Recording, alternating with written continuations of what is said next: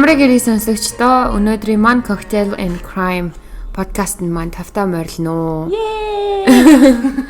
За тэгээ манай подкаст насан туршидтэй зориулсан учраас бага насны хүмүүс яг одоо сонсч ивэл одоо унтраагаарай. Жирэмсэн юм уу, зүрх сочны өвчтэй эсвэл ямнаас амархан айдаг хүмүүс байвал яг одоо унтраа гэж.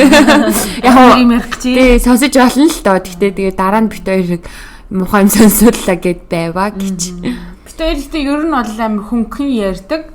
А гэхдээ бас амар детальжилж ярина. Дээрээс нь ингээд эвгүй пост моос оруулдаг болохоор тиймэрхүү юм ер нь бол айж имээдэг хүмүүс хэрэггүй. Тэгээ өнөөдөр манай дулмаа маань сайхан коктейлийг хийж өгсөн байна. Түүхээ бас ярихаар байна. Амар гоё коктейл энэ чи коктейлийнхаа тухай ярьж өгөөч. За тэгээ өнөөдрийн коктейлээр би Malibu Sunset буюу Malibu-гийн нар жаргалт гэдэг нэртэй тийм коктейл сонгосон байгаа. Энэ коктейл нь болохоор хийхэд өстой маш амархан 3 зүйл ордог. Malibu rum орно, хамбаргацааны жуус, дээрээс нь жоохон grenadine буюу анар жимсний тийм сироп орж байгаа. Тийм. Тэгвээсээ угаасаа амар шууд жимс амтагдчих, коконат амтагдчих. Тэгээ Malibu ч бас амар юу шүү. Sneaky шүү, яг үнэг шиг амар гоё амтархан орж ийснэ гинт цогцсон байх шүү. Тэгээд энийг туршиж уухаар шийдэх юм бол манайхаа болгоомжтойгаараа анхааруулсан шүү. Хөрөөлж хэрэглээрээ. Арал санагдуулсан. Тийм байна. Өстой 70 дээр гівчих тоо юм.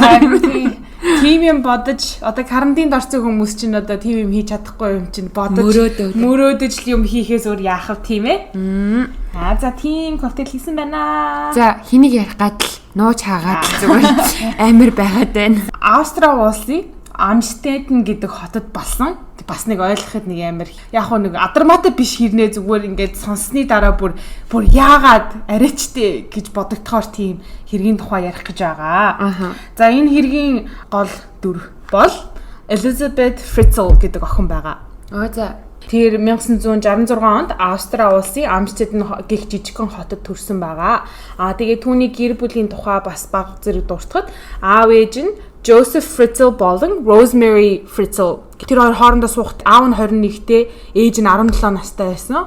Бүр ингээд насаараа ер нь бол хамт байсан тийм хоёр хүн байгаа. Elizabeth болохоор 7 хүүхдийн дөрөвтг нь болж Joseph and Rosemary хоёрд ирсэн байгаа. Түүний төрөг удаагүй байхад төдний гэр бүл Амстerdам хотын төв рүү нүүж амьдарсан бүр одоо downtown хотын төв. Тэгээ түүний эцэг нь болохоор ийм цахилгааны инженер боловч үл хөдлөх хөрөнгийн бизнесээр ер нь ихэнх орлогоо олдог байсан. Тэгээ ер нь бол хүн болгон мэддэг, нийгмийн сайн нэгэн иргэн байсан. Бас ингээд нийгмийн идэвхтэй тэр жижигхэн хотоороо машинаа бариа явж байхад таарлцсан хүн болгоно ингэж далдаг байсан гэдэг жаа. Тийм амар нэртэй ер нь бол дайггүй хүн байсан гэдэг жаа.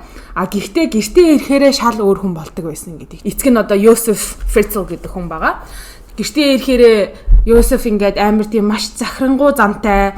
Тэгээ эхнэр нь юу ч хийлж чаддгүй. Ер нь бол ингээд нөхрийнхөө үгэнд орцсон. Нөгөө 7 хүүхд додод занчхан ч юу юм. Гэхдээ бол ер нь бол үг хэлээр амар хүчирхийлдэг байсан. Ингээд гээл тэгээ бүхэл юм одоо гэрт болж байгаа бүхэл юмыг Joseph шийддэг. Хүүхдүүд нь хинтээ найзалж ийн, хинтээ гарч ийн те. Юу хийж ийн гэдгийг Joseph зөвхөн шийддэг байсан. Түүний хадам ихч болох эхнэрийнх нь ихч Кристин гэдэг эмэгтэй хэлэхдээ Joseph ер ингээд хүүхдүүдийгаа ингээд жоохон багт нь ер нь бол амар тийм найрсаг амар хайртай те өстой nice ханддаг байсан. Гэвч тэднийг том болоход түүний зан ингээд шал өөр болсон. 7 хүүхдээсээ ялангуяа Elizabeth-ийг амар тэгэж дээрлэхдэг байсан гэж онцгойлж дарамтлагдаг байсан гэдэг чинь түүнийг ингээд найз банд байтугай ингээд бүр зүгээр найздайч байдлахыг хүсдэггүй хаашаач явсан Elizabeth-ийг дагуулж явдаг. Гэрээс нь гаргадаггүй, найзууд нь хамт тоглоё гэрт нь хүрээд ирэхээр үгүй Elizabeth өнөөдөр тоглохгүй. Та нар ерөөсөө тоглохгүй. Ер нь бол энэ хайваар эргэлтгээ бойлмол гэд Elizabeth-ийг нэг ясандаа хүчрхийлэл шүү дээ, тий? Тэгээ ерөөсөө гаргаж ташаагаар бүр ингээ өдрийнх нь тэмдэглэлийг нь хүртэл уншиж ингэж бүх юмыг нь ингэж контролддаг байсан гэдэг байгаа аахгүй юу? Энэ явдлаас болоод Elizabeth сургууль дээрээч гадуур ингээд олонний нүдэд харсан ч гэсэн ингээд зан характер нь амар өөрчлөгдөж эхэлсэн. Тэгэж явсаар агаад 17-тоо одоо 83 онд гэрээсээ нэг удаа цухтааж авсан гэдэг чинь найзтайгаа нийлээд Австри улсын Вена хот руу очиод найзтайгаа хамт хэдэн 7 хоног зугаацаж ингээд адлын явдал хүсэж тийш явсан гэдэг жбайгаа байхгүй. Таваараа байх. Тийм таваараа байх гээд гэртээ дандаа нөгөө хоригдмал байсаар агаад 18 хүрээгүй насанд хүрээгүй байсан болохоор ээж аав нь нөгөө алга болсон хүний репорт өгөөд цагдаа нар хойноос нь хөөж мөшгсөөр агаад Элизабетийг бариад буцаагаад гэрт нь аваад ирдэг байхгүй. 83 онд тийм болж байгаа. Дараа жил буюу 1984 онд Элизабетийн төрсөн өдөр болоод манай охин 18 нас хүрч байгаа аахгүй. 18 нас хүрчээд ингээд би ийм үйлчлэгчийн ийм сургалтанд явж байгаа. Тэр сургалтаа би ингэ өсөөд одоо гараад одоо өөрийнхөө амьдралыг аваад явна гэсэн тийм төлөвлөгөө гаргаад явхаар болдог байхгүй юу? Гэвч үйлчлэгчийнхаа сургалтыг яг төгсгийн даваан дээр 1984 оны 8 сард Элизабет охин гинт гэрээсээ ингээд алга болцсон. Гэрийнхэн ингээ гайхаад ингээ хүн болгоо ингээ гэр бүлийнхэн найз нөхдөд бүгдээр ингээ хайсан гэдэг жаахгүй. Яагаад ингээ гинт алга болчихвоо гэх. Хэдэн 7 хоногийн дараа Элизабет охиноос захаа ирсэн байгаа байхгүй. Тэр захаанда Элизабет бичгтээ надад битгий санаа зовоо. Та нартай амьдарч исэн амьдралаасаа би ингээ амар залхаж байна. Би ингээд culted нэгдэн орсон байгаа гэж хэлсэн. Cult нь болохоор ингээд шашны одоо нэг тийм буруу урсгал. Тэгээ нэг шашин руу бүр туйлширсан, буруу руу туйлширсан тийм имийг бол ер нь cult гэдэг тэгт. Тэгээ би ингээ culted нэгдэж орсон байгаа. Би бол сайн. Та нар санаа зовох хэрэггүй гэдэг захаа явуулсан байгаа байхгүй юу? Тэр захааг ирсний дараа гэр бүл найз нөхөд нь ер нь бол хайхаа болсон. Яагаад гэвэл өмнөх жилд бас ингээд цухтааж исэн болохоор за энэ нэг мүсэн ингээд бүх амьдралаа хаяад шинээр өөр газар амьдралаа эхлэх гээд ингээд явцсан юм байна. Найзууд нь гэр бүл нь хайхаа болсон гэдэг жага байхгүй юу? Цагдаа нар ар гэрийнхэн харилцаа ээж автагаа ямар байсан хүмүүсээс ингээд мэдүүлэг энэ дээр аваад автагаа жоохон эвгүй байсан гэсэн ч ихсэндээ бодит ямар ч нотлохоо байгаагүй учраас за амьдралаа шинээр эхлэхээ явцсан юм байна гэд төд удалгүй түүний кейсийг хаасан байгаа. 84 онд Элизабет алга болчлоо тий. 2008 оны 4 сарын 19-нд нэг юм хачирхалтай юм болсон байгаа байхгүй юу? За 19 настай Kirsten гэдэг охин бүр маш туранхай бүр ингээд эрдэс бодис бүр ингээд ямин димээр тутцсан бүр ингээд харваас өвчтэй цөлтэй охин эмнэлэгт хүргэгдэж ирсэн байгаа. Тэр охин ингээд бүр элэг бөөрийн дутагдaltaй 19 настай гэхэд 19 настай биш харагдсан. За. Тэгээ бүр ингээд тэр охин сая сэхэнд орсон гэдэг жбайгаа байхгүй юу? Сэхэнд ороод бүр тийм амар бүр өвчтэй ирсэн. Татаж ундаг. Эмчнэр нь түүнийг ингээд яагаад өвчин уучныхын шалтгааныг олох гээд эмчилгээг нь зөв бас ингээд тааруулах гээд чиг нь олохгүй байсан болохоор өвчний түүхийг хайж эхэлсэн. Энэ Kirsten гэдэг охин иргэний бүртгэлээр хайсан чинь ямар ч бүртгэл аахгүй төрсний гэрчлэгэж аахгүй иргэний үнэмч аахгүй сошиал тий ямар ч тийм даатгал маатгал юу ч байхгүй ер нь хүн байхгүй гэдэг тийм юм гарч ирсэн. Охиныг эмнэлэгт авчирсан эрэгтэй хүн бол охины өвөө нь би байна. Энэ ингээд манай зээ охин байгаамаа. За тэгвэл та ингээд өвчнийхэн түүхийг мэдэх үү? Нөхцөл байдал амар хэцүү байна. Мэдих бүх юмаа ингээд хилээд хийчээ гэдгсэн чинь амар ундууцсан ингээд асуулт хариулахгүй ингээд сонин авир ингээд ядаргаатай ингээд нэг юм асуунгууд нэг хариулсан ч үгүй хариулаач үгүй те нэг тийм сонин зан характер гаргасан гэдэг жбайгаа. Зандраад зүгээр л миний зээ охиныг эмчлээтгэе. Та нар өөр юу асуугаад байгаа? Зүгээр л эмчлээтгэх гэд эмчнэр тэгсэн чинь үгүй эн чинь яагаад ингэсэн юм бэ? Бас эмчилгээ хийхэд чинь бас өвчтний түүх бас амар чухал байд юм аа тий. Идэж уусан юм, урд нь юу тусч ийсэн, ямар вакцин хийлгсэн ч юм уу тий. Тэрнээс ахуулаад ингээд хэрэгтэй байд юм аа. Гэтэ үн чинь ямар ч мэдээлэл өгөхгүй болонгууд нэмчнэр нь жоохон ингэ сэжиглээд яагаад ингэ зээ охиных нь амийг аварч чадах мэдээллийг ингэ өгөхгүй байгааг нэмчнэр гайхаад ингэ сэжиглээд цагдаад мэдгэцэн гэдэг жбайгаа байхгүй. Нэг 30 битүүлэг хүн ингэ нэг эмэгтэй хүнийг авчирчаад ингэж байна. Цагдаа нар тэр эрэгтэй хин гэдгийг мэдгээд шоконд орсон гэж байгаа. Яаж шоконд орсон бэ гэсэн чинь 24 жилийн өмнө алга болсон Элизабет охины аав Joseph Fritzl байсан байгаа гэж байгаа байхгүй. Урд цагдаагийн хэрэг үүссэн байсан шүү дээ. Нэг Элизабет алга болоод нөгөө нэг орон нутгийн цагдаа ингээ гайхаад тэгээ Йосеф асуусан гэдэг жбайгаа байхгүй. 24 жилийн өмнө бүр ор сургаггүй алга болсон хүний хүүхдийг танд яагаад байгаа юм бэ? Та яаж зээ охин олж авсан гэдгсэн чинь Йосеф өөрөө хэлэхдээ Элизабет Kirsten-ийг манай гэрийн үүдэн дээр өнөө өглөө 2008 оны 4 сарын 19-нд өнөө өглөө манай үүдэн дээр нэг зурвастай орхичихсан байсан. Тэгээ зурвасыг нь уншихад дотор нь миний охин өвчихсөн. Би түүнийг асарч ингээ хамгаалж чадахгүй учраас та нар асраарай. та хоёрын зээ охин чинь шүү, хариуцлага шүү, гуйжин гэсэн зурвастай үлдсэн байсан. Тийм учраас би ингээд зээ охин авчирсан. Тийм болохоор би ингээд ямар ч өвчтний түүх мөхийг нь би мэдэхгүй байна. Ийм л охин гарн дээр ирсэн ингээд. Тэгвэл цагдаа нар итгэж байгаа байхгүй юу? Яагаад гэвэл алга болцсон хөвгөө 19-нд имлэгт ирлээ. Тэр охин би ингээ өвцөөр агаад имчилгээ авч чадахгүй байсаар агаа комд орчдөг байхгүй юу? Комд орлоо 2 хоногийн дараа 21-нд нь. Тэгээ комд орсны дараа эмчнэрийн сандралтангуудаа бүр ингээд цагдаа нартай нийлээд байж болох бүх юмаа хэрэглэе. Одоо энэ охины ээжийг нь олж авъя. Одоо энэ Элизабет л ер нь энэ охины тухай мэдх юм байна, өвчтний түүхийг мэдх юм байна гэд орон нутгийнхаа оройны мэдээгээр гардаг байхгүй юу. Тэгээ тэр нь болохоор тэр тасгийнх нь эмч охины ээж буюу Элизабетийг бид нэр 90 сурвалжилж байна. Чиний охин чинь эмнэлэгт ингээ хэцүү байна. Оншигийн тогтоогоод ингийг нь өөх гэсэн бодовч биднэрт боломж алгаа. Хэрвээ чи охиныгаа аврахыг хүсэх юм бол гуйжийн эмнэлэгт хурж ирээ зүгээр биднэрт мэдээлэл өгөөхөө. Мэдээгээр цацагддаг байхгүй юу. Мэдээгээр гарсны үр ашиг 5 хоногийн дараа гарсан. Яасан гэсэн чи 24 жил бүр ингээ ор сураагүй бүр таг алга болцсон колтод орсон байсан. Элизабет бүсгүй эмнэлэг дээр эцэг Жозефтайгаа хамт хүрээд ирдэг байхгүй юу. Наа чи миний охин байна. Би одоо ингээд туслая гэд. За охины чинь өвчний түүх юу вэ? Ямар вакцин илж ийсэн? Юу мэдэх вэ? Гэ асуухад Элизабет бүр ямар ч мэдээлэл өгөөгүй. Гэхдээ эмчнэрт анзаарчихсан юм нь юу бүр маш их айж имээсэн ингээд нэг юм одоо хүн чанга дуунаас цочиж мачаа нэг тийм амар сонин характер гаргасан гэдэг жаа байхгүй. Бас нэг шоконд оруулсан юм нь болохоор Элизабет алга болохдоо 18 настай байсан. 24 жилийн дараа гарч ирэх тэр чинь одоо 42 настай гэдэг үг шүү дээ. Тэгээд 42 настай боловч бараг 60 настай эмгэн шиг харагдсан гэдэг жаа байхгүй. Бүр ингээд туранхаа ингээд айрс мэрсэн унцсан. Тэгээ ер нь бол ингээд амар тийм цонхор сувилтай царайтай ер нь охинтойгоо ижилхэн бараг хөвтжимаар тийм царайтай харагдсан гэдэг. Эмчнэр ингээд Элизабетээс ингээд охиныхон тухай асууж байхад биеийн хилэмж мэдрээд something's wrong тэ нэг л юм болохгүй нэг л юм буруу байна энтэйгээд эмчнэр цагдаа нарыг дуудсан гэдэг жаа байхгүй. За ийм хэрэг болоо нөгөө хүн чинь ингээ гараад ирлээ. Гэхдээ Элизабет ийм сонин характер гаргаад байна. Та нар ер нь оролцсон дээр юм байна гэж цагдаа нарыг дуудсан гэдэг жаа байхгүй. За тэгээд охины тухай ямар ч мэдээлэл өгөхгүй Элизабет Йосеф хоёр болчихж байгаа тий. Тэр хоёрыг цагдаагийн хилцэц рүү дагуулж яваад мэдүүлэг авахаар болж байгаа байхгүй.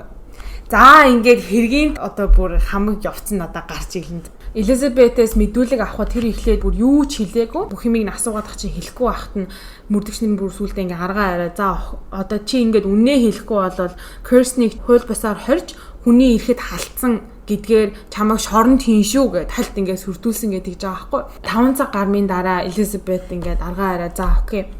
Надад эцэгтэй минь намайг дахиж хизээж уулзуулахгүй гэж амал. Тэгвэл би бүх хүннээ хэлье гэж хэлсэн гэдэг. Яа би тэг уншиж чаддаг бүр амар хуур үзсэн. Яана. Мэдүүлгээ эхлэхэд түүний хамгийн түрүүнд хэлсэн зүйл бол та нар одоо миний хэлэх бүх юмд ерөөсөө итгэхгүй гэж би бодож байна. Бүр амар үнэхээр итгэмээргүй юм болсон. Яасан бэ гэсэн чинь 1984 онд буюу 24 жилийн өмнө гэрээсээ зүхтааж колтод нэгдээгүй. Харин миний эцэг болох Йосеф Фрицел намайг байрныхаа доор байрах зойронд хүчээр байлгаж байсан. Oh my god. 24 жил. 24 жил. Тэгээ нөгөө бусад 6 хүүхэд нь яасан? Йосефино? Тэ мэддэг юм уу? Юу ч мэдээгүй тэд нар. Oh my god. Тийм. Тэгээ тэд нарыг ингээд яг жоохон юу ярьчлаа. Эртцээ ярьчлаа. Гэтэ тэд нар бол ямар ч тийм ярилцлага өгөхийг хүсээгүй. Юу ч өгөөгүй байлаа. Намайг хүчээр байлгадаг байсан гэдэг жаа. За тэгээд яаж яваад ингээд Йосефийн гарт орчваа гэдгсэн чинь 1984 оны 8 сард нь Йосеф Элизабетийг байрныхаа доор барьж байсан зойрыг дууссан. Харин одоо хаалгыг л тогтоох хэрэгтэй байна. Чи надад туслаад өгөөч гэд тусламж гуйсан гэдэг жаа байхгүй. Тэгвэл Элизабет зөвшөөрч доор нөгөө зойр руу орон хаалгыг нь тогтоож дуусаад гарах гэж эргэж хараад явж байхад нь Йосеф хойноос амийг нь мансууруулах бодистой алчуураар бариад дараа нь ухаан алтуулсан гэдэг жаа байхгүй. Тэгээд охин хэдэн ч хоногийн дараас ирсэн, хэдэн ч цагийн дараас ирсэн мэдэхгүй. Гэхдээ Элизабет сэрэхэд ингээ нэг жижигхэн цонхгүй зойронд орон дээр ингээ гавлагдсан хөвтөжсэн сэрсэн гэдэг жаа байхгүй. Тэгээд тэр зойроо одоо Элизабетийг зориулж ингэж барьсан юм уу? Дараагийн 24 жилийн турш үргэлжилсэн хүчирхийлэл эхэлж байгаа. Яа. Элизабет мэдүүлгээ өгж байгаа аахгүй одоо ингээд түүхээ ярьж эхэлж байгаа штэ. Гэхдээ Зоринд байхад тэр орой олгон ирж надад том хүний кино үзүүлж тэгээд хүчирхийлдэг байсан. Заримдаа бүр амар тийм садист кино үзүүлж тэр кинонд болсон явдлыг над дээр туршиж ингэж намайг хүчирхийлдэг байсан. Бодоод үзтээ төрсөн охноо штэ. Йоо би бүр уншиж байхдаа миний бүр амар уур хүрсэн. Йоо бүр сэжгийн. Тэгээ миний би ингээ процесс хийж чадахгүй штэ. Амар муухай ёо. Одоо ингээ ерөөсөө ойлгохгүй штэ. Мэдээд байгаа мөртлөө ингээ чадахын ингээ ухаж чадахгүй штэ. Үнэхээр харамсалтай нь ингээ иймэрхүү явдал бол маш их болдог. Харин тий. Тэгээд ингээд мэдүүлгэндээ хэлэхдээ тэр намайг ер нь бол 11 настайгаас минь хойш хүчирхийлж эхэлсэн. Намайг унтж байхад оролддог байсан. Намайг ингээ бүр хүчинцжсэн гэдэг байгаа байхгүй. 11 настай байхад нь. Өөрөөр хэлбэл эхний 2 өдөр гарандаа гавтай байж байгаа суллагдаад 3 дахь өдрөөс түүнийг бэлхүүсэнд нь ингээд гинж утлаад ер нь ингээд ороо тойрол явах тийм боломжтой тийм нохоо шиг тийм боломжтой гинжтэй байсан. Тэр төрсөн эцэгтэй 24 жилийн турш одоо барагцаалахад 3000 удаа хүчндүүлж исэн. Йоо ямар юм бэ? Амар сонсож байгаа үстэй. Тийм хүчирхийллээс 7 хүүхэд төрүүлсэн. Эцгээсээ 7-гийн 7 хүүхэд би бүр oh my god бүр амар заяа. Эхний 4 жил ганцаараа байсан. Тэгээ ингээд дараа нь ингээд мэдүүлгээ өгж байхдаа хүүхдүүд гараад ирэхэд надаа амар санагдсан боловч надтай хамт өөр хүн байна гэхэд надаа ингээд дэм болж байгаа шүү. Дэм болсон. Надаа бас баг зэрэг ч гэсэндээ аз жаргалыг өгсөн гэ дараа нь ингээд мэдүүлэгтээ хэлсэн байхад би тэрийг нь уншчихад ямар амар өрөвдмөр юм бэ гэдэг 1984 онд орлоо. 1986 онд хамгийн анх удаа жирэмсэн болсон боловч зулбцсан. Тэгээд тэр жижигхэн зойронд зойр нь болохоор ингээ 35 м квадрат. Хүүшээ. Амар жижигхэн.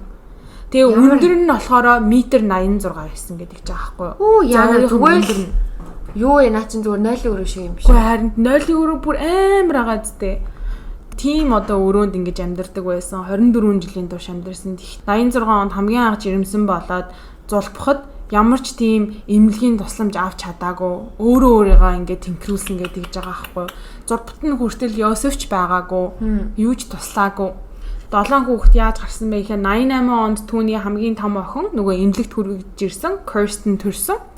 Тэгээд 1990 онд 2 жилийн дараа хүү Стефан нь төрсөн. Тэгээ 1992 онд охин Лисан төрсөн. Oh my god би бүр тэрийг нэрчээд баттажцсан охин. Йоо. Тэгээ яаж яхаа бүр төрсөн сар нь хүртэл 1 сар. 4 өдрийн зөрүүтэй надтай төрсөн байгаа байхгүй юу? Би бүр oh my god надад бүр амар тийм сэтгэлийн бүр нэг амар тийм дарамт юм бэ амар мэдгдсэн юм муухай ингэ. 1994 онд түүний охин Моника төрсөн. Тэгээ 96 онд Elizabeth 2 ихэр хүү төрүүлсэн байгаа байхгүй юу? Michael болон Alexander төрсөн боловч 3 хоногийн дараа Michael амьсгалын асуудлаас болоод нас орсон. Тэгээ дараа нь ингээд одоо шүүх хурал мурал болоход хэрвээ Michael зүгээр энгийн хүүхэд төрөөд эмнэлэгт очсон бол тэгээ ямар ч асуудалгүй өсөж торних бойжих боломжтой байсан. Тэгээ ингээд ямар ч эмнэлгийн тусламж аваагүй цонгч байхгүй тийм одоо зөөр шүү дээ. Зөөр гэдэг чинь. Нас ороход түүний цогцыг Йосеф ингээд цүнхэнд хийж авч гараад чандарлаад хайсан гэж тэгж байгаа байхгүй юу? Йоо. Тэгээд 96 онд 2 ихэр хүү гаргасны дараа 2002 онд хамгийн бага хүү болох Felix төрсэн байгаа. Тэгээ ингээд 7-гийн 7 хүүхэдтэй.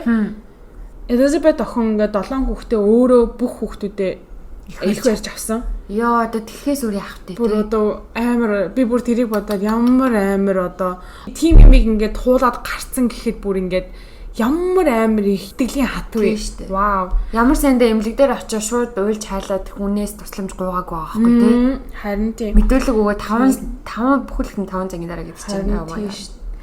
7 хүүхдийг ингээ их барьж авахд Йосефийн одоо ганц туслалцаа. Тэр нь юу байсан гэсэн чинь нэг 60-аад онд хэвлэгдсэн төрхийн ном. Тэгээд ариутгалын нэг юм савтай шингэн. Зүгээр нөгөө гэр орны жижиг сажиг юм хаажилдаг хайч. Тийм л 3 юм өгсөн гэдэг жбайгаа байхгүй. 7-гийн 7 хүүхэд ингээ ганцаараа их барьж аваа бүх юмыг ингээд Тэгээ тэр хүүхдүүд ингээд ямар ч вакцин загцсан юу ч хийлгээгүй те. Тэгээд 7 хүүхдээс 3 нь болохоор ингээд зойрны дээр байсан Элизабетийн гэр бүлтэй ах дүүстэй ээж автаа ингээд хамт амьдардаг байсан гэдэг гэж байгаа байхгүй. Яагаад ингээд дээр нь амьдарсан бэ гэхээр Элизабетийг зойронд оруулахаас 2 жилийн өмнө 1981-ээс 82 оны хооронд Йосеф хаусныхаа доор ингээд зойр барих тийм зөвшөөр авч барилгын ажил эхэлсэн байгаа. Одоо болохоор ингээд зөвшөөрдөг юм байна л да амар special тийм зөвшөөрөл авч иж барьдаг. Тэр үед яагаад ингээд амар амархан зөвшөөрсөн бэ гэсэн чинь хүүдэн дайны үе байсан. Тэр чинь нөгөө нэг Америкчуу тийм Оков ер нь барьж ийсэн барина гэдэг утгаараа Йосеф тийм зөвшөөрлийг аваад амар хурдан барьсан байгаа байхгүй. Тэр зориг барихтаа өөрөө ингээд бүх зураг төслийг нь гаргасан. Бага хан хаалгыг нь бүр дуу нэвтрүүлдэггүй материалаар хийгдсэн байсан. Өөрийнх нь community council нь штэ тий. Council-ийн хүмүүсээс хүртэл ингээд Йосеф мөнгөн ханд өгсөн гэж байгаа байхгүй. Консулд хүртэл. Тийм консулд хүртэл одоо ингээд ямарваа нэг юм болоод ингээд тий хүн амтан ингээ аврах хэрэг болох юм бол танаа зойронд бас орж болох юм байна. Чистэ сайн юм хийж байна тий. Гэт консулаас хүртэл мөнгөн хандаг өгсөн гэдэг гэж байгаа. Тэр зойрыг ингээд бүр дуу нэвтрүүлгүй материалаар хийгдсэн. Зойрны хаалган заяа бүр 8 давхар байсан. Пүү юу. 8 давхар байсан бөгөөд эдгээр нь төмөр электроник бүр юм бут чулуун материалаар хийгдсэн байсан. Тэгээ Элизабетийг хулигтаж оруулдаг хаалга нь түүний хоригдож байсан зойрын хамгийн доторх хаалга байсан байгаа байхгүй. Одоо ийм зойр нь болохоор хаана баригдсан бэ гэхээр хаусны доор баригдсан байсан. Гаргасан 7 хүүхдээс 3 нь ээж автаа ингээ хамт амьдэрсэн гэдэг жааш. Дараа нь ингээ дээд давхрын хүүхдүүд, доод давхрын хүүхдүүд гээд ингээ ялгагдсан. Тэр 3 хүүхдийг яаж Элизабет дээшээгээ ингэж гаргаж байсан бэ гэхээр Йосеф болохоор одоо нөгөө нэг 35 м квадрат гэдэг чинь Элизабеттэй нийлээд те 7 хүүгээ за нэг нь нас орчин 6 долоолоо бол ямар ч багтах боломж байхгүй штэ бүр амар те. Тийм штэ. Тэрийг бас ингээд Йосеф харсан байгаа байхгүй. Харангуудаа 3 хүүхдийг нь хүчээр Элизабетээр ингээд захаа бичүүлээд гэрийнхаа үүдэнд хайсан байдлаар тавьсан. Тэгээд Лисаг ингээд юу хоёр дахь охин болох Лисаг 9 сартай байхад нь бургасанд Элизабетийн бичсэн цагталтай нуусан. 3 дахь охиноо Моникаг 10 сартай байхад нь хаалганы уурд орхисон. Моникаг ингээд 10 сартай олохт нь штэ тэр үед нь Rosemary буюу Элизабетийн ээж нь Элизабетээс дуудлага авсан гэж байгаа байхгүй. Тэгээд тэр дуудлаганд бол ерөөсөө hi bye my гэж юу ч хэлээгүй. Зүгээр л хэлсэн юм нь болохоор миний охиныг хаад хандаж яваарай, гуйж ийн гэж хэлээд уцаа тассан гэдэг гэж байгаа байхгүй. Тэгээд Rosemary тэр явдлыг ингээд цагдаад мэдгдсэн. Тэгээ учир нь яагаад гэвэл дөнгөж тэр утасынхаа дугаарыг дөнгөж шинээр тавьсан. Одоо 90-ад онд чинь юу нэг Европт Америкийн лавлах ном. Тим номонд бичгдээчгүй байсан шив шин дугаарыг яаж олвоо? Цагдаад ингээд алга болсон охиныхоо тухай хэлсэн. Гэхдээ ингээд гэр нь юунч хүрч чадаагүй. Яагаад гэвэл ямар ч тийм нотлох байранд байхгүй. Дараа нь шүүхтэр дуудагдаад ингээд бүх юмын учрыг нь олоход Элизабетийг тэгж хилүүлээд хоолойг нь бичингуудаа Йосеф гэрлүү залангуудаа тэр битсэн хоолойг нь тоглуулсан гэдэг ч байгаа байхгүй. Тийм учраас ээж нь юусаа хай май гэж яхад юус сайн уу мэн үү гэж яхад ямар ч хариу өгөөгүй зүгээр л миний охиныг харж хандж яваарай л гэж хэлсэн гэдэг ч байгаа байхгүй. За тэгээд хоёр ихэр хүүхдийнх нь Майкл нь өөд болцсон төрөөд 3 хоноод ой 5 сартай байхад нь ихрийн өрөөсөн Александрыг бас гэрийн үүдэнд олцсон. Тэгээд энэ 3 хүүхэд гуруулаа олтоход хин олсон гэж вана олсон. Хин олсон бэ? Йосеф олсон байгаа байхгүй. Элизабет хүүхдээ дахиад очиж ингээ хайчиж гээл те амар худлаа. Их нэртэй итгүүлсэн гэдэг хин Элизабет ингээ явж агаад 9 жидийн хүн амтантаа унтч мунтаад ингээ хүүхдтэй болцсон юм шиг байна. Одоо энэ бол яаж ч ботсон те бит хоёрын мах цусны тасархаа учраас бит хоёр одоо ингээ харж хамгаалах ёстой мостой гэдэг эхнэр нь бас ингээ юусоо юу ч өөдөөс нь хилдэггүй хизээж Йосефос юм асуудгүй хэлсэн юм болгон үг болгоныг нь дагдаг тийм эмэгтэй байсан. Тэг хэлсээр нь за тэгсэн юм байна гэл. Тэгээ тэр 3 хүүхдийн хуулиар тогтогдсон асран хамгаалагч нь болж байгаа байхгүй. Одоо өөрийнх нь одоо зээ хүүхдүүд штэ. Өөрийнх нь хүүхдүүд бас өөрийнх нь зээ хүүхдүүд. Харин наач ямар ч амар яг юу ч юм те. Харин те. За тэгээд Йосефийн эхнэр болон түүний хүүхдүүд яагаад Elizabeth-ийг доор байгааг мэдээгүй. Нэгдүгээр угаасаа амар захирингуй байсан. Гэрийн эзэн, гэрийн өртгөл гоологч гэдэг утгаараа ер нь амар дарамтлагдаг байсан. Зорилго орохоос өмнө байдаг байсан Josephine-ийг жижигхэн өрөө байдаг. Тэр нь болохоор ингээ ажлын өрөө 9 шидийн тийм нөгөө нэг цахилгааныхаа юмыг ингээ тавьсан 9 шидийн жижиг юм дээр ажилладаг байсан. Тэр өрөөнд нь хинч орох хориотой байсан. А тэгээ хаалга нь бүр юм коттой. Йосефос өөр хүн орж чадахгүй. Түүнийг ажиллаа хийж явах цаад маад болохт нь ургуу байдаг. Тэгээд ингээд хүүхдүүд ихнэрээ амар загиндаг байсан болохоор ихнэр хүүхдүүд айцсан. Түн цадаа болдоггүй байсан гэдэг ч байгаа байхгүй. Заримдаа нэг орохоор ингээд ажил мэжлээ хийгээ хинжингөө алга болчдөг. Тэрийг нь ихнэр нь мэддэг байсан ч гэсэндээ хизээч тэр доор тийм амар заваа юм хийж ийна гэдгийг юусоо мдээгүй гадарлаачгүй тий. За Elizabeth Josephine ингээ хамгийн хүнд хэцүүг амссан хохирогч боловч харамсалтай нь Elizabeth анхны хохирогч биш. Тэр Йосеф 32 настайдаа 1967 онд 24 настай эмэгтэй гэрлүүн хүчээр нэвтрэн ороод Хооланд нь хутга тулган хүчинтжсэн. Oh my god. Тэгээ угаасаа ер нь бол ийм бэлгийн дарамт үзүүлж исэн, хүчирхийлж исэн, угаасаа тийм юм санаанд нь байсан. Тийм хүн байгаа аахгүй юу? Тийм түүхтэй хүн байгаа аахгүй юу? Тэр ондоо 1967 ондоо бас 21 наст эмэгтэй хүчингийн хэрэгт бас татагдчихсэн. Донтой ингээд юу яадаг? Public indecent exposure буюу олон нийтийн газар өөрийнхөө бэлэг эрхтнийг гаргаж хүн амьтанд үзүүлдэг, хүүхдүүдэд үзүүлдэг тэгж баригдчихсэн. Гаж юм бэ? Амар гаж байсан. Тэгсэн мөртлөө бас тийм амар донтой юм болж ах чинь би бас ойлгоогүй одоо тэдний амьдэрдэг хотынх нь яагаад мдээгүй юм тий. Тийм тий. Яагаад ингэж анзаараагүй юм бүр амар сонин санагдсан. 24 настай эмэгтэй хүчиндэгтэй баригдаад хүчингийн хэрэгээр баригдаж 1 жил 6 сарын ял авсан боловч 1 жил суусан гэж байгаа байхгүй юу? За. Гэтэ яхаар хүчингийн хэрэгт ганцхан жил суулаа тий. Мэдхгүй. Одоо Австри улсын л одоо юу хууль жоон цорхотой юм тий. Гэтэ хууль үнэхээр бол цорхотой юм билээ. Одоо ингээл бит хоёрын ярьж байгаа гэмт хэрэгүүд хараад ахад бас амар хүмүүс цорхог ашиглаж байгаа байхгүй тий. Харин за тэгээ ингээд 1 жил хоригц суусан. Урд нь хэлжсэн шүү дээ. Дээдлэлд амьдардаг 3 хүүхэдтэй шүү дээ. Тэрийг албан ёсоор асран хамгаалагч нь болоод бүр ингээ гар хөлийнхөө өсгийг зураад авцсан. Австрийн системд нь болохоор юм хүүхдийн халамжийн байгууллагаас ирээд окей ингээ хаягдсан ч гэсэндээ та нар асрах боломжтой юу үгүй юу те мөнгө төгрөг юу байна да хамгийн шалгадаг гинэ. Background check хийдэг гинэ. Josephine тэр хүчингийн хэрэгүүд юусаа гарч ирээгүй. Учир нь гэвэл Австри улсын хуулиар 15 жилийн дараа тэр хэрэг нь түүний хэргийн түүхээс ингээд арчигддаг. Юу вэ? Ямар солиотой. Expunge гэдэг юм. Насан туршид нь байх хэрэгтэй шүү дээ. Ялангуяа ийм бэлгийн хүчирхийлэлч юм бол насан турштай байх хэрэгтэй. Тэр бол давтагддаг асуудал байхгүй юу? Тийм, давтагддаг. Тэгтэл Австрийн хуулийн цоорхон тэр байгаа байхгүй юу? 15 жилийн дараа арчигдсан байсан. Тэгээд одоо нөгөө 3 өөрийнх нь хүүхэд бас зээ хүүхэд нь ирэхэд 25 жил өнгөрцөн байсан хэрэг болсноос хойш. Тийм болохоор ямар ч асуудал байхгүй тэр хүүхдүүдийг өгсөн байгаа байхгүй юу. Гоо мэдээлэл байхгүй. Яг үнэндээ тэр бас тэр хүүхдүүдийг хүчирхийлсэн ч юм уу, бас өөрийнхөө бусад охтуудыг хүчирхийлсэн ч юм уу мэдхгүй дээ тий. Чадна штэ тэр бол.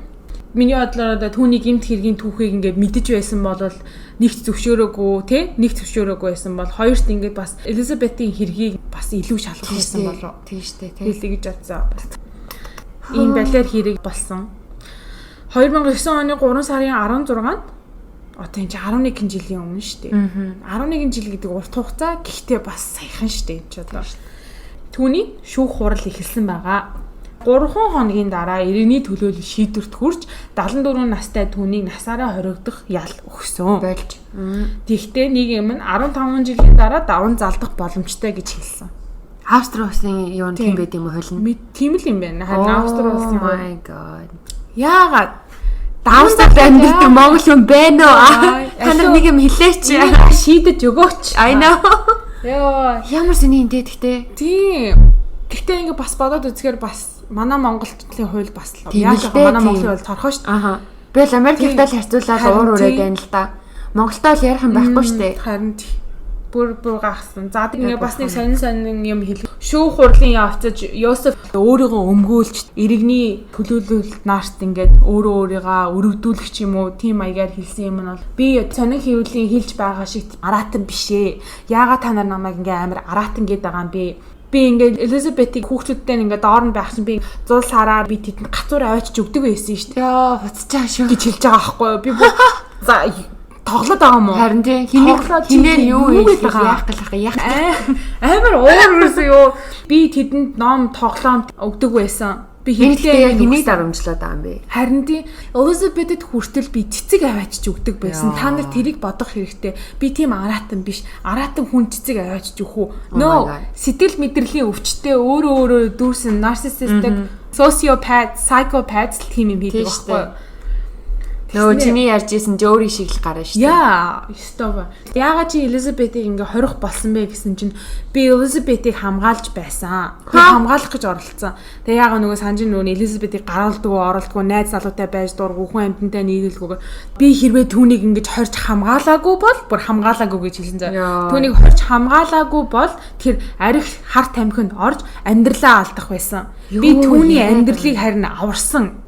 Энэ байдлаараа гэрт нь хороогүй чи бүр зойронд оруулаад яагаад хүч хийлээд бүр 7-гийн 7 хүүхдийг чинь гаргацсан байна гэхэд тэгэхэд би энийг бол хэлж мэдэхгүй байна. Би буруу гэдгийг нь мэддэг байсан. Гэхдээ би яагаад ингэснээ мэдэхгүй байна. Яагаад чи ингээ хүчрхийлсэн бэ гэсэн чинь бол normalize болсон байсан үе юм байна. Өөрөө болох Гитлерийн дэлхийн 2 дугаар дайны үед төрж өссөн Австри улс чинь яг нөгөө Германтай ойрхон байдаг. Гитлерийн зан характер гэх юм уу одоо түүний боддог байсан үзэл бодлоор өссөн хүн болохоор би ингэж өөрийгөө өмгөөлөх гэж оролцсон. Гэхдээ азар иргэний төлөөлөл түүнийг бүр зөвхөн түүмэл гэсэн болж буцаад байгаа юм бэ. Солиороод байгаа юм бэ. Хайр хөгшөө, бойл хөгшөө гэж хэлсэн байгаа байхгүй юу? Прокурорууд нь ингэсэн байгаа байхгүй Elizabeth-ийн амьдарч байсан хүнд хэцүү байдлыг тодотхон ярихад Майкл гээд ихэр хүн нас орсон шүү дээ амьсгалж чадахгүй.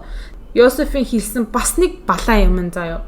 Авч өгсөн жижигхэн бэлзуухаа минь хүртэл амьд байхыг ботход амьсгалах агаар нь тийм амар муу байгаагүй. Энэ бол хангалттай сайн байсан гэж тэнэгцсэн байгаа байхгүй юу? Өөрийгөө өмгөөлөх гэж хэлэх үг үнэхээр алдахгүй байна. Яаж ингээ бас 24 жил байгаадсэн гэхээр Elizabeth болон түүний хүүхдүүдийг зүхтаах гэж оролдох юм бол бүгдээрийн чинь алан шүү.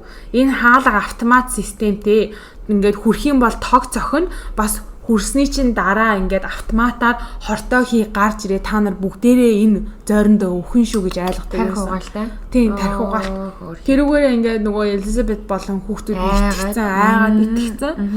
Заримдаа Elizabeth ингээд дургу хийгсэн юмыг нь хийхгүй тэ хүчирхийлэлд нь автах эсэргүүцэл үзүүлэх үед тэр хидийг тогийн тастаад бүр 4 5 6 7 хондуулдаг байсан гэж байгаа байхгүй ямар ч гэрэлгүй. Тэгээ хоол унд яах юм? Elizabeth дараа нь мэдүүлэхдээ хэлэхдээ тэр үед нь хөрөгчин байхгүй болохоор хамаг хоол унд хайлаад урсаад муудаад ингээд байхгүй болчдөг байсан. Эхний хэдэн хоног нь байгаа хамаг юмаа идэж мэдээд сүүл рүүгээ ингээд баг үлсгэлэн байдаг байсан гэдэг байгаа байхгүй. Амар юм бэ.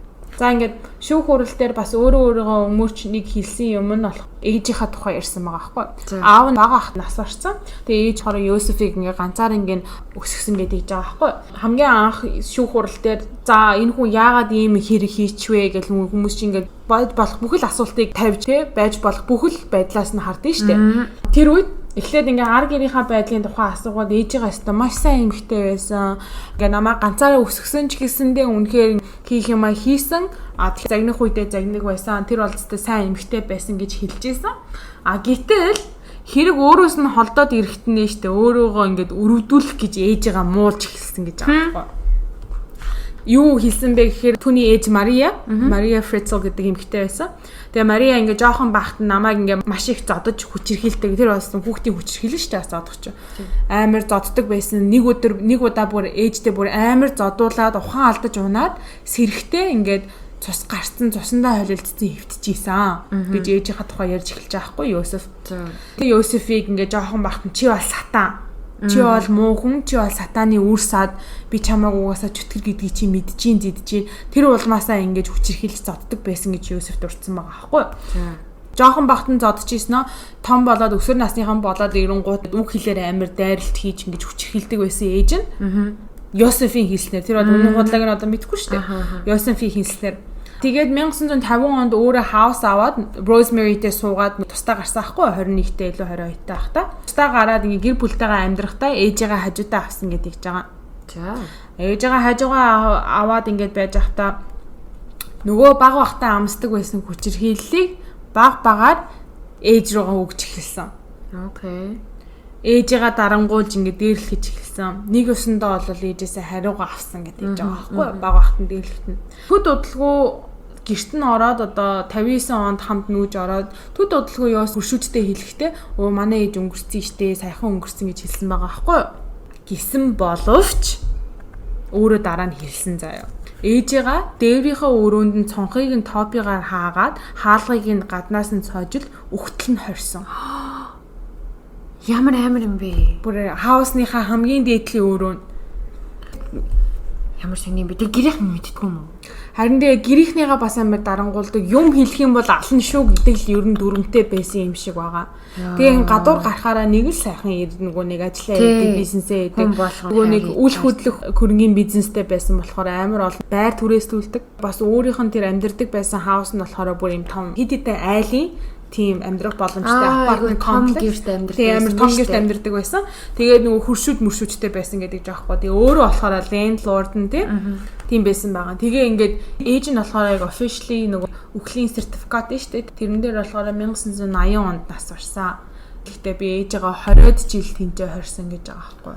Юу яриад байгаа юм бэ? Бүр амар бүр мэдрэл. Гэхдээ 20 жил харна гэдэг чинь за биеийн гойж нь уурсан доошоо юм алдсан биш амьдаар нь 1980 онд нас орсон байгаа байхгүй. Тэгээд 20-од жил би ээжигээ тэнд үхтэл нь хорьсон гэхээр тэр байранд үхтэн гэж хотлоо яриад 20 байгаа юм. Тийм.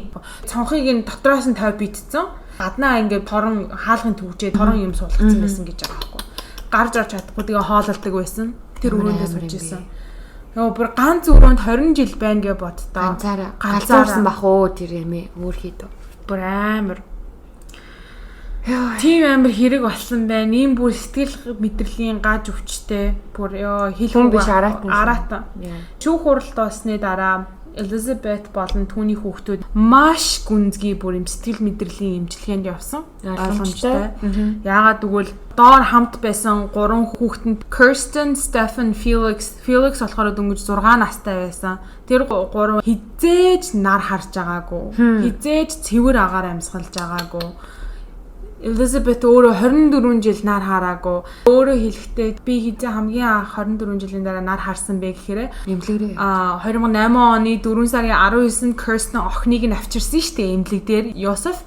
Тэр үед нь Kirsten-ийн биеийг Йосефтэй дамжилж гэрээсээ гаргасан гэж байгаа байхгүй юу. Тэгэхэд цэвэр агаар бүр ганц л амьсгаа аваад тэнгэр харсан гэдэг ч байгаа байхгүй 24 жилийн дараа амар юм. Бүр амар энэ нөгөө Netflix дээр Room гэдэг нэг кино нэгсэн байсан шүү дээ. Тэр шиг л юм шүү дээ. Тэр кино тийм. Гэтэ тэр кинотой амар төстөө мөртлөө тэр кино бас өөр нэг болж исэн явдлаас сэтгэлсэн баха. Тийм л би бодож байна. Гэтэ яг тэр охин ч гэсэн амар удаан хугацаанд нар мар хараагүй хүүхдэн ч гэсэн гадаа орчин зүлгэн дээр ч гიშгэж үзээгүй. Зүлгэн дээр гიშгчээд ингээд айгаадсэн шүү дээ амар хөөрхөн. Oh my god тэр шиг. Ер нь бол одоо хүртэл байнгын сэтгэл судлаачтай уулз ярилцдаг тий. Дөнгөж хамгийн анх гарч байхад дээр байсан 3 хүүхэд доор байсан 3 хүүхэд нь ингээд хоорондоо ерөөсөө хамтдаа байж чадахгүй бие бинийгаа ойлгохгүй Йосеф болохоор дээр авчирсан 3 хүүхэдт нь ээж чинь та нарт хайргүй та нарыг хаяа явцсан та нар бол одоо хог хаягдмал гэдэг одоо хогтхуунтай өсгсөн байсан. Тэрнээсээ бодоод бас амар тийм сэтгэл санааны дарамтанд өссөн. Тэр 3 хүүхэд сургуулаа Elizabeth-тэй нийлээд долуулаа ер нь бол гэл мэдрэлийн эмчилгээнд явсан. Байнга судлаачтай уулзаж Elizabeth-тэй Kirsten, Stephen, Felix дүүрийг шинэ орчинд нь тасахад тусалсан. Felix болохоор жоохон байсан болохоор шинэ орчинд тасах нь амархан байсан гэдэг. Гэхдээ одоо хүртэл нэг шинэ хяналтанд байдаг. Яагаад гэвэл жоохон байсан юм чинь дараа нь ингээд том болсны дараа гинт гарч ирэх боломжтой шүү дээ тийм болохоор хяналтанд байдаг. Stephen, Kirsten хоёр болохоор хамгийн анх гарч ирэхдээ хаалга хаагдахад айдаг. хаалттай хаалганаас айдаг. Онгорхоо ингээд дуртай. Нар жаргахад хүртэл айдаг байсан гэж байгаа байхгүй. Нар жаргахаар харанхуй болчдөг. Харанхуй болохоор нөгөө нэг зойрн санаанд нь орж ирээд одоо байгаа тав тухтай амьдрал нь алга болчихно гэд айдаг сандардаг. Дадыг ингээ хамгийн хэрэг шийдэгдсэний дараа Австри улсын засгийн газар Элизабетийн хүүхдүүд болон тэдний гэр бүлийнх нь бүгдээр нь та нарт ингээ шинэ нэр усаг бичиг баримт олгож өгье. Авахыг хүсэх юм бол энэ бол та нарын сонголт. Амар явдлын дараа бас 50 амьдрахыг хүсэн штэ. Боломжийг олгоё гэхэд эхний жилд нь болохоор татгалцсан юм байлээ. За. Би бол Элизабет те би бол би гэдэг утгаараа одоо хүний нэр чинь бидний бас нэг том хэсэг шүү дээ. Нэрээ солино, нэрээ өөрчлөн гэдэг чинь бас амар том алхам те. Хамгийн анх одоо үгүй гэж яагаад эмчнэрийн хяналтанд буюу нэг юм клиникийн харьяат 5-нд амьдарч исэн юм бэлээ. Хүүхдүүдтэйгээ ингээл байнга нэг сэтгэл судлаач нар очиж ярилцдаг, хоорондоо очроо болох гол шинэ байдал тохинох гол байж исэн чинь папарацци нар ёо хүний зовлонгоор мөнгө олох гэсэн балиар амьдад хоолоо хийгээд галтаагоондоо зогсож исэн чинь том өөрийнхөө цонхоор хүчээр орж ирээ зургийг авсан гэж байгаа байхгүй юу? Ягаад гэвэл нөгөө гэртэн дайрж орж ирээд тэр чи одоо мөнгөн шун хайрсан заваа амьтад штий. Тэгэж орсон чинь Элизабет буцаад хандарсан нөгөө шокныхаа байдалд орсон. Хамаг юм санагдаад ингээ бүх юм нь бодогдоод зүж очиод та нарын хэлсэн саналыг хүлээж авлаа. Элизабетийн 6 хүүхэд өөрөө болон шинэ нэр устай бичиг баримттай Австри улсын хойд хэсэгт хаан гэдэг нь мэдэгддэггүй X тосгон гэдэг газар үл мэдэгдэх тосгон гэдэг газар одоо хүртэл аж төрж байгаа. Тэдний хүүхдүүд нь хамгийн сүүлд 19 онд бичигдсэн түүний тухай мэдээлэл гэх юм уу да. Тэрэн дээр дээд талын хүүхдүүд, доод талын давхрын хүүхдүүд дээ шүү дээ. Тэд нэр чинь анхандаа бие биендээ таарахгүй амар хэцүү байсан боловч баг тасаж одоо бие биентэйгээ бүр ингээд салж чадхаа болсон. Ах дүүс болсон байгаа. Байнгын хяналтанд байдаг бас нэг шалтгаан нь болохоор цус ойрсон учраас генетикийн өөрчлөлт гарч магадгүй гэдэг утгаараа бас эмчнэр амар анхаарал тавьдаг. Тэгээ одоохондоо бол хүүхдүүдэд нь ямар ч тийм сэтгэц мэдрэлийн одоо генетиктэй холбоотой ч юм уу өөрчлөлт гараагүй мэдэгдээгүй байгаа гэж хэлж байгаа байхгүй. Elizabeth болохоор ээж Rosemary-тайгаа бүр мөсөн холбоогоо тасалсан. Яагаад гэвэл тэр хоёр их судлаач нар очиод хамт ингээ ярихад ээж нь юу ч мэдээгүй, би юу ч мэдээгүй гэж хэлэхэд Elizabeth-ийг жоохон ундууцлыг хүргэсэн гэж. Яагаад гэвэл та анханасаа л надаа анхаарал тавьдаггүй байсан, намайг үгүйсгдэг байсан. Охин чинь ингээ явцсан байхад яагаад анхаарал тавиагүй юм бэ гэдэг дээр амар гомцсон байгаа. Rosemary бол хариулт өгч чадаагүй. Тэрнээсээ болоод тэр хоёр одоо ингээд ямар ч харьцаагүй хэрнээ дээд давхартанд амьдардаг байсан 3 хүүхэдтэй штэ. Тэр 3 нь болохоор Rosemary-г эмээгээ гэж мэддэг бас дотн өссөн. Тэр 3 нь Rosemary дээр уулздаг гэж хэлж байгаа байхгүй. Тэдний амьдардаг хаус нь юм тусгай булшаа машаатай хаус барьж өгсөн гэдэг гисэн. Австрийн засгийн газар. Тэдний амьдардаг эдлэн газар одоо хаус нь бүр 24 цагийн CCTV буюу хяналтын камерт байдаг. Амьдардаг гудмынх нь буланд нь заавал 24 цагийн эргүүл байдаг. Тэгээ папараццигаас болон бас ингээл өөр 9 шидийн хүмүүсээс хамгаалаад тий.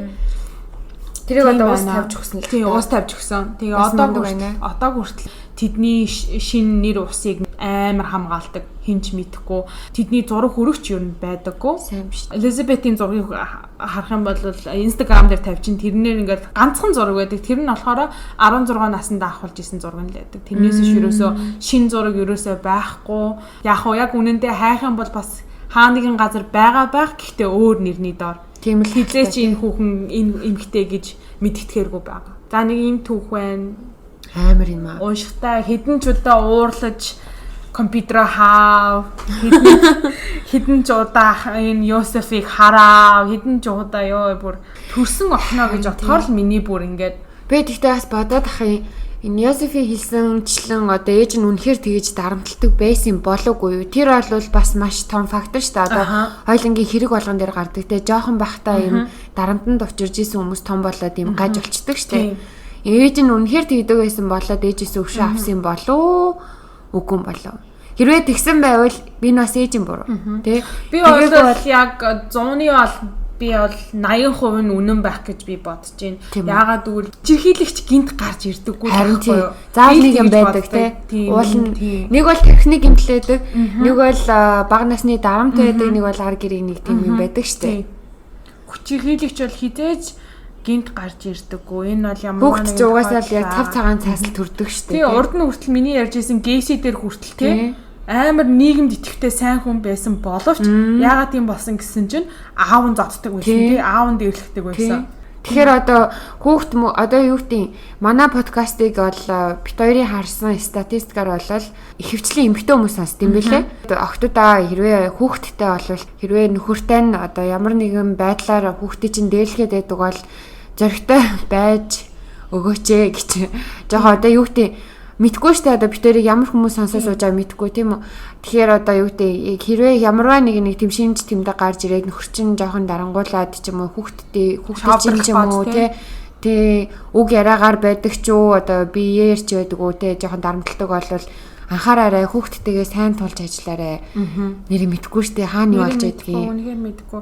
Тэгээ бид нар чинь ер нь бол монголч гэлтгүү ингээд Азийн орн чинь ер нь бол эцэг эрэхтэй дээ штэ. Эрэхтэй хүнийг л ер нь бол амар одоо дээдлэх нь юу юм бэ? Гэтэ эрэхтэй эр хүний ноён нуруу инээ тэрэ монгол эр хүн инээ тэрэ мэрэ гэл тэгдэг. Гэхдээ бэ штэ. Монгол эр хүний ноён нуруугаас илүү монгол эмэгтэй хүний ноён нуруу амар байдаг байхгүй юу? Тэр хоолойгоо ашиглаа, бити хүнээс чамд бас юм ярих одоо нийгэм өөрчлөгдсөн тий. Нийгэм өөрчлөгдөж байна. Тэр өөрчлөлтийн бас хэсэг нь бид нар шүү. Эмэгтэйчүүд учраас бид нар дуугарах хэвээр, хэлэх юмаа хэлээд бүр хашгирах хэвээр тий. Дугуй суугаад байдаг цаг одоо өнгөрсөн. Хүүхдийн чинь дээрлэж байгаа бол юм хэл, өөрөө дээрлэхүүлээд байгаа бол юм хэл, өөрөө эсэргүүцээд хэлж чадахгүй бол дотныхаа хүндээ хэл. Тэр сонсож байгаа дотныхаа хүн нь гуйж ин тэр ярьж байгаа ямиг нь үннээртэй 100% хүн дээр тусгаж аваад ямарваа нэгэн арга хэмжээ аав. Тий. Одоо хүчирхийлэгчийг төрүүлэхөө болёо. Бас хүчирхийлүүлэгчийг бас өсгөхөө болёо. Хилдэг, ярьдаг тий үгүй гэж хэлдэг хүмүүсийг өсгий. Хүмүүсийг хүндэтдэг хүмүүсийг өсгий. Ойлгодог тий сонсдог байхыг хүсье. За тэгээ хаана бүгдээрээ хичээцгээе тийм ээ. Хаана одоо бид нэр үнэхээр хаалттай алганы цаана юу болж байгааг мэдэхгүй болохоор жоохон одоо юу гэдгийг жоохон сонор сэрэмжтэй бай, хариуцлагатай бай, нэг юм харчаа дуугаа өнгөрдгүү бай, гудамжинд задуулж байгаа эмэгтэй хүний хараад ядаж эрэхтэй хүн нэг өмөрөөд хүй хай гिचдэг болчих юмсан л гэж бодох юм даа гэж. За өнөөдрийн дугаар нэрээ амар хүнд байлаа. Энэ дугаар дээр гарсан Элизабет 11 настайгаас нь хойш төрсөн эцэг бэлгийн хүчирхийл үзүүлж эхэлсэн гэж дурдсан. Гэтэл ээж нь тэрэнд юусоо анхаарал тавиагүй. Ээж нь юусоо ингээд анзаараагүй. Анзаарсан ч юм хэлээгүй ч юм уу одоо нөхрөөсөө айгаад Йосеф амар дарангуулалд байлгасан гэд гисэн штэ. Энэ бол бодит хэрэг штэ угаасаа. Австрид болсон хэрэг ч гэсэндээ яг энэ хэрэг Монголд болдог аахгүй.